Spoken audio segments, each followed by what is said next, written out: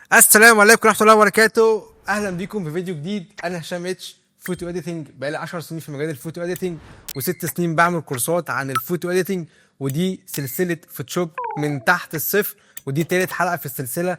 لو ما كنتش شفت السلسله هسيب لك اول حلقه او تاني حلقه في الديسكريبشن تحت، شوفهم عشان هتكون حلقات مهمه جدا جدا ليك. ويلا بينا نبدا.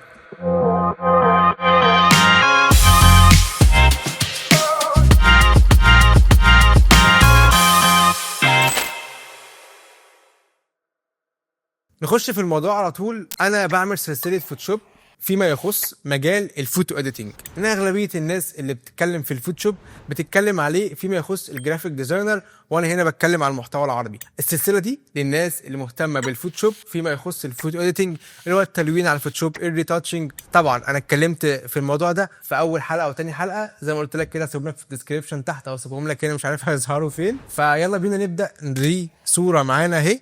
الصوره دي احنا هنعدل عليها كاميرا فلتر، وهنخش نعمل لها ريتاتشنج وسيلكت، وهنغير خلفيه ونظبط السكين تون، وهنعمل فيها حاجات كتير قوي هتفرق معاك جدا. لو انت حد من الصفر فالشرح ان شاء الله هيكون مبسط وسهل، وانصحك تشوف اول حلقتين من السلسله دي.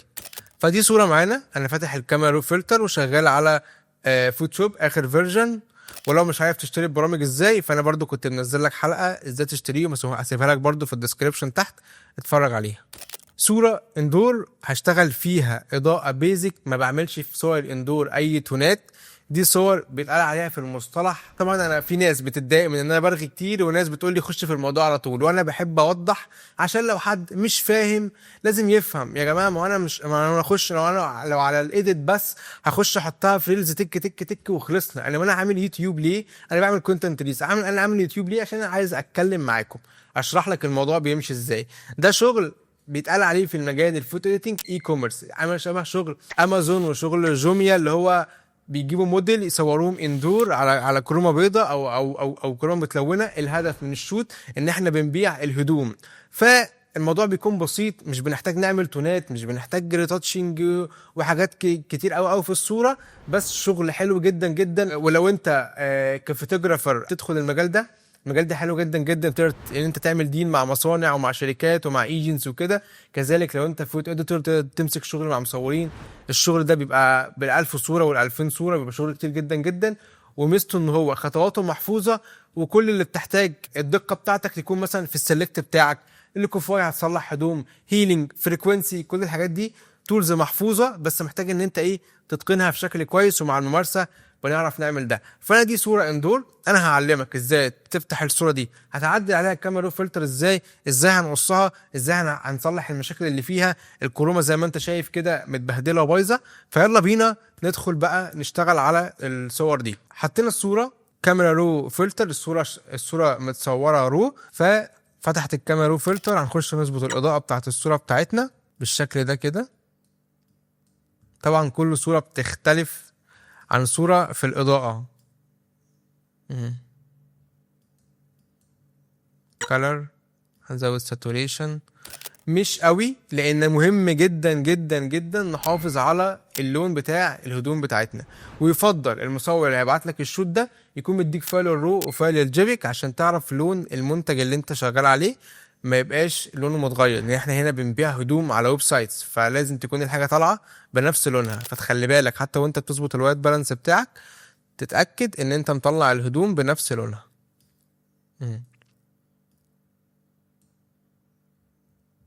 كده ظبطنا الوايت بالانس وظبطنا الفايبرنس والساتوريشن.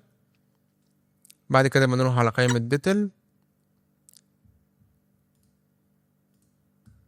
لومينينز طبعا عشان الصوره رو. طبعا لو انت عايز تعرف انا بعمل الكلام ده بناء على ايه وبالتفصيل، فانا عامل كورس قوي جدا جدا جدا على الويب سايت الرسمي بتاعي، بعلمك تشتغل على اللايت روم اللي هي شبه الكاميرا رو فلتر بشكل قوي جدا جدا جدا في تنظيمك وفهمك للاضاءه، وفي الكالر بالانس وفي الكالر جريد، وفي كل حاجه بتبقى فاهم كل حاجه بتعملها ليه واشمعنى. هسيب لك لينك الكورس في الديسكريبشن تحت. كده انا ظبطت اضاءه، وايت بالانس، والساتوريشن، والفايبرنس بتاع الصوره. قائمه الكالر ميكسر دي بشتغل بيها امتى في صور الاندور اللي شبه دي؟ في حاله مثلا ان انا شايف ان البنطلون اللي هي لابساه ده فيه اصفر كتير، هو بيج، فنسحب اللون شويه منه بس. السكين تون مثلا عايزين نديها سنه لون، فنروح عند الاورنج هنا وندي سنه لون في الاورنج هنا ايه السكين تون. بص الاورنج ده بتاع السكين تون، واللون الاصفر ده اي حاجه صفرة في الصوره هو هيتحكم فيها بس. فالكالر ميكسر دي ميزتها انها تمسك اللون بعينه تتحكم فيه. فانا هنا كنت هتحكم في الساتوريشن بتاعه بالشكل ده كده. تعالى كده نجيب بيفور اند افتر من الايقونه دي. بص بيفور اند افتر، الوايت بالانس والاضاءه نطقوا الصوره وخلوها شكلها قوي جدا. هنور بس الهايلايت سنه بسيطه. بعد كده بعمل اوبن اهو. اتاكد قبل ما تعمل اوبن ان انت معلم على القايمه دي، واعملها اس ار جي بي. الدبث ممكن اعمله 8 بت، مش هيفرق معايا 8 او 16 على فكره اهو. اقول له اوك ويلا بينا اوبن. انا فاتح الصوره دي على الفوتوشوب كاميرا فلتر. طيب لو انا معايا شوت كبيره بفتحها على لايت روم، بحيث ان انا السيتنج اللي انا عملتها دي كوبي بيست كوبي بيست كنترول سي كنترول في على بقيه الصور، بحيث يبقى الشوت كله معايا كله مود واحد، كله اضاءه واحده، فاقدر ان انا اكمل الشوت كله لون واحد. بعد كده بعمل اكسبورت. كده يبقى خلصنا اول مرحله في الايديتنج، وهي الكاميرا رو فلتر. اي صوره رو لازم تعدي على الكاميرا رو فلتر، وان احنا بنظبط الاضاءه واللون بتاعتها. بعد كده بندخلها على الفوتوشوب عشان نكمل بقيه الخطوات. ويلا بينا على الخطوه رقم 2، مرحله الريتاتش. انا عايز اقول لك قبل ما ادخل على مرحله الريتاتش دي، الصوره دي ما فيهاش ريتاتش كتير، فانا منزل حلقتين عن الريتاتش شرح فيهم ريتاتش بشكل مفصل جدا، حلقتين هسيبهم لك برضو، يا اما في الحلقه هنا مش عارف هيظهروا هنا ولا هنا، يا اما هتلاقيني سيبهم لك في الديسكريبشن تحت. كنت شارح فيهم شرح تفصيلي عن الهيلينج والفريكونسي، بس انا هنا هشرحهم بسرعه شويه عشان برضو يبقى الفيديو كامل. طيب احنا بنعمل لاير فاضي من هنا وهنسميه هيلينج. بعد كده هنجيب الريموف تول. طبعا انا شغال على فوتوشوب اخر فيرجن، انت معاك الريموف تول دي من اول 2023.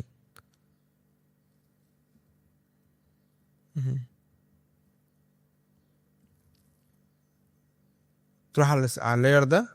طبعا انا شرحت اللايرز دي في الحلقه اللي فاتت، وتدوس كنترول جي عشان يعمل دبل لاير للصوره. بعد كده سيلكت، تعمل سيلكت للحته دي كده، جنريتيف فيل، جنريت كده. الاي اي هيشيل البقعه دي وينجزنا منها.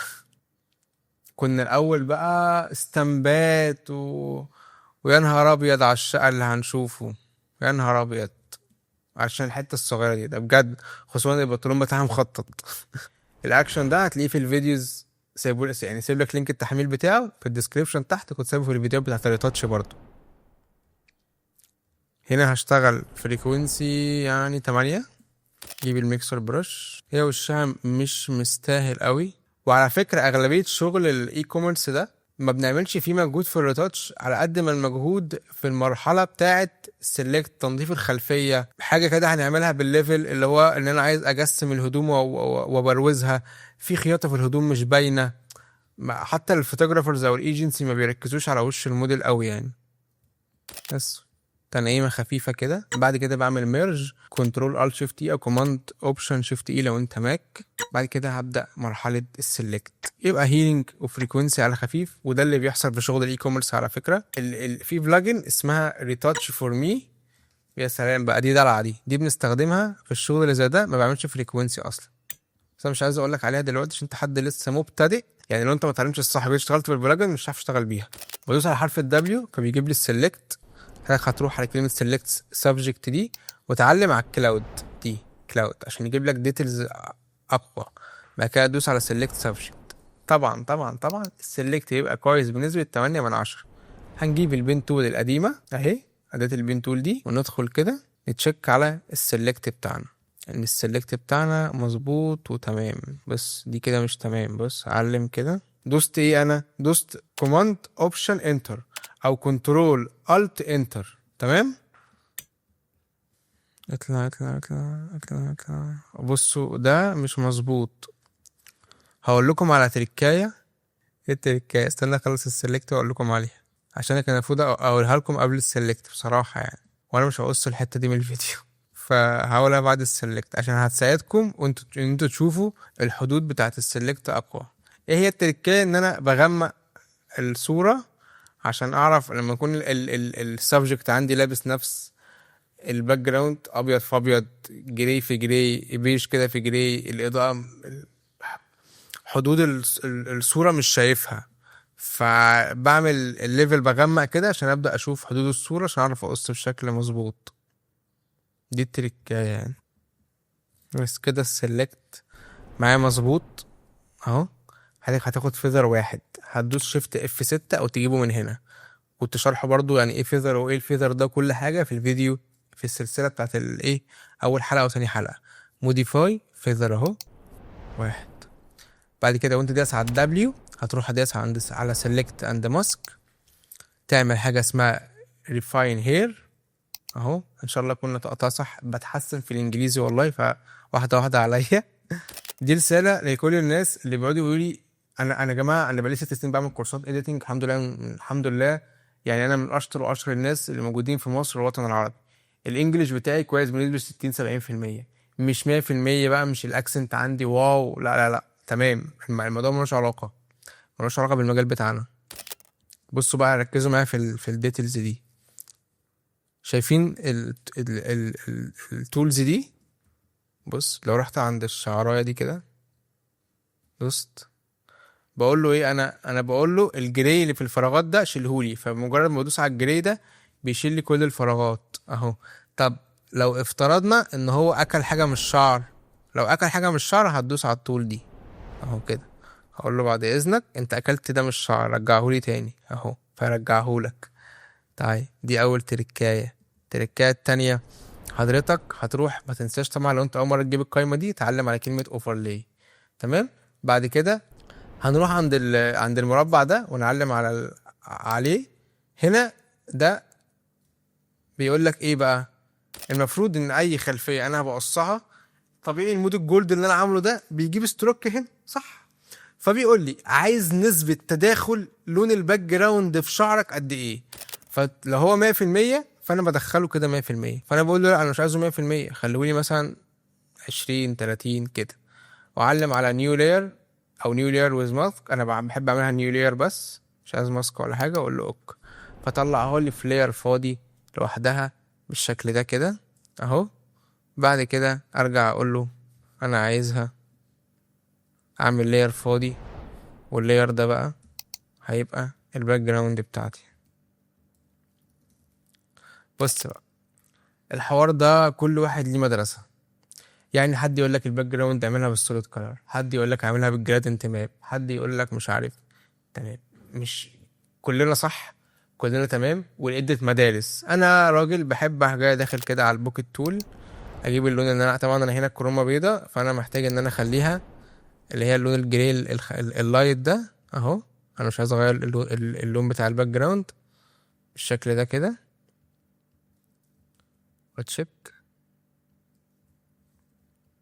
بصوا بقى، بصوا انا عملت انا بالشكل ده ايه اللي حصل؟ الشعر هنا فيه مشكلة، فانا لا انا كده هرجع كنترول زد برجع.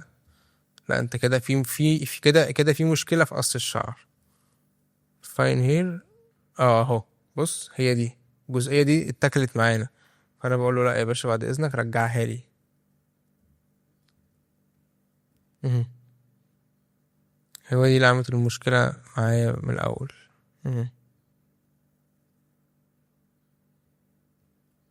الحركة دي عشان اجيب الشعر بتفاصيله يعني.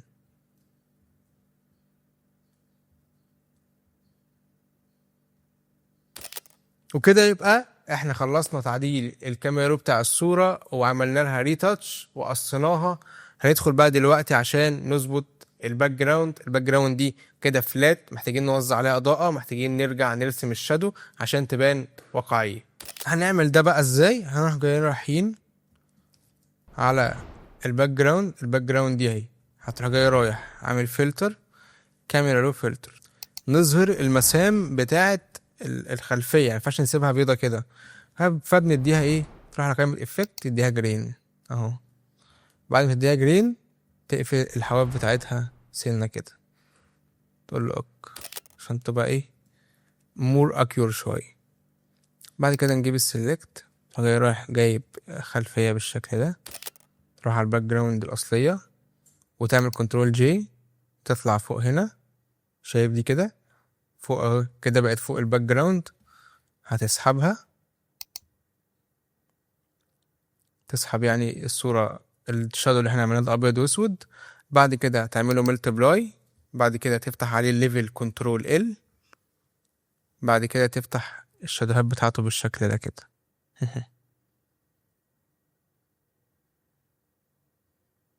نور. اوك، تجيب الماسك، ت- تدوس على الأيقونة دي، تجيب الفرشة دي بيضة تبقى الفرشة سودا زي ما شرحنا قبل كده. بعد كده تمسح من هنا كده كل الحاجات اللي ملهاش لازمة. وبكده يبقى ايه، بص كده الشادو بتاعها الأصلي عشان تبان واقفة على الأرض. بعد كده لير فاضي، ريموف تول، كل الكلام اللي ملوش لازمة ده نشيله.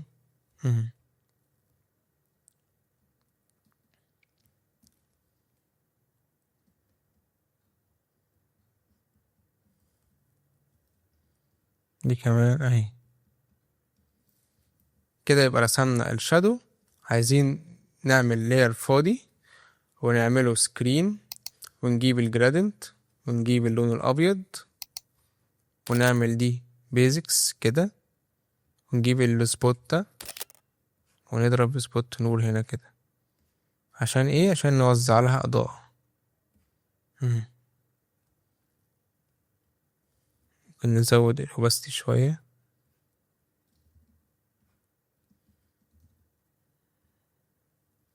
عشان ما تحسكش ان هي لازقة في الخلفية، ده الغرض من الموضوع يعني. طيب الموديل نفسها، انا واقف على اللاير بتاع الموديل نفسها، جيب حرف الدبليو، سيلكت على وشها، اخد فيزر 20 مرتين، افتح كنترول ال ليفل، كنترول ال، وانور وشها كده واغمق كده. هنا انا اشتغلت على الهدوم اهو، على السكين تون، هنا أنا اشتغلت على السكين تون. بعد كده هشتغل على الهدوم، سيلكت برضو بالدبليو، فيزر مرتين. كل حاجة عايز اجسمها عشان ايه؟ عشان تبان معايا بالشكل ده كده. بعد كده سيلكت على الهدوم من تحت، مش عايز ايديها في الحسبة. هو البنطلون ده محتاج لونه يتسحب شوية عشان هو بيج، طلع ايديها من الموضوع. طبعا انا بطلع الت يسحب، يعني ينقص السلكت، شيفت يزود السلكت.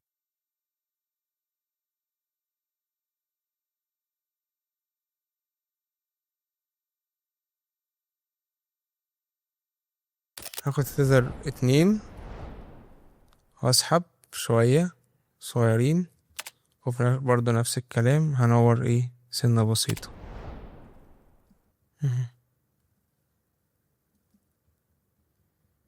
يبقى كده ظبطنا الإضاءة بتاعة الموديل. هفتح لوكوفاي، فلتر لوكوفاي، زوم ان كده، واظبط رسمة شعرها،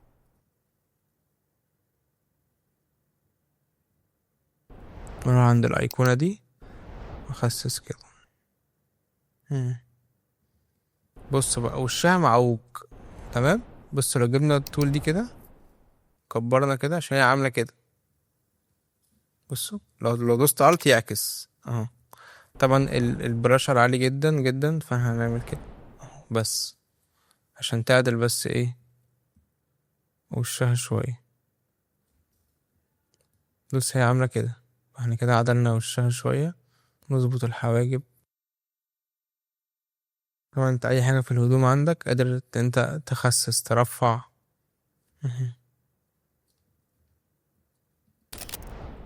اوك. بعد كده هتعمل ميرج، كنترول جي، كنترول تي، وتيجي هنا وتعمل كده عشان الموديل ايه كانت ساقطة في الكادر.